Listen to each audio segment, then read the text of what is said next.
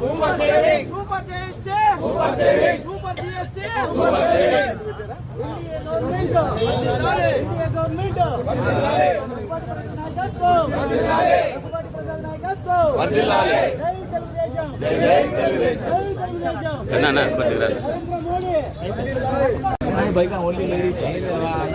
అక్కడెక్కడ ఎందుకు తిరుగుతారన్నా?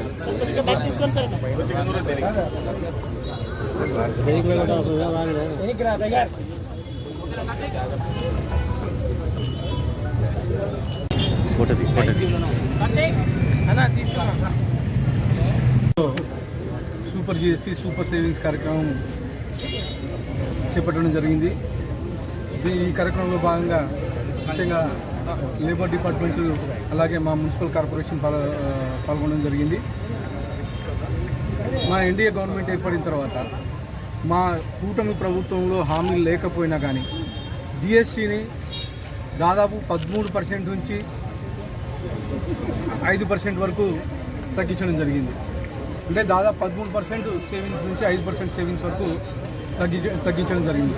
ముఖ్యంగా గతంలో 5 స్లాబ్లు ఉండేవి, 5% నుంచి 28% వరకు ఉండేవి. కానీ ఈరోజు 2 స్లాబ్లు మాత్రమే తీసుకొని రావడం జరిగింది. 5% స్లాబ్, 18% స్లాబ్ మాత్రమే తీసుకోవడం జరిగింది. గతంలో కిరాణా వస్తువుల మీద అయితేమి, అలాగే ఇంటి నిత్యావసర వస్తువుల మీద అయితేమి ఇవన్నీ 12%, 18% ఉండేటివి. కొన్ని వస్తువులకి ఈరోజు నిత్యావసర వస్తువులకి 0% చేయడం జరిగింది.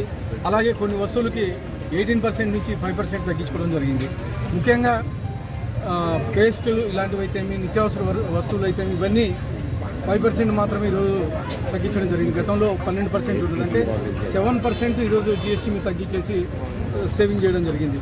అలాగే కార్లు ఇలాంటి వస్తువుల మీద, కార్లు అయితేమి, ఎలక్ట్రానిక్ వస్తువులు అయితేమి ఇలాంటి మీద గతంలో 28% ఉండేది, ఇప్పుడు 18% తీసుకొచ్చి అంటే 10% తగ్గించడం జరిగింది.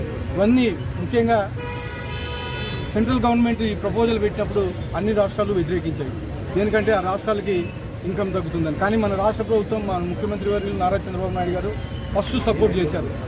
8,000 కోట్ల రూపాయలు ఆర్థిక భారం మన స్టేట్ మీద పడుతున్నా కానీ ప్రజల బాగోగుల కోసం, ప్రజలు ఇబ్బందులు పడుకోకుండా ఉండడానికి కోసం ఈరోజు 8,000 కోట్ల రూపాయలు ప్రభుత్వం మీద భారం మోపుకున్నారు మన ముఖ్యమంత్రి వర్యులు నారా చంద్రబాబు నాయుడు గారు.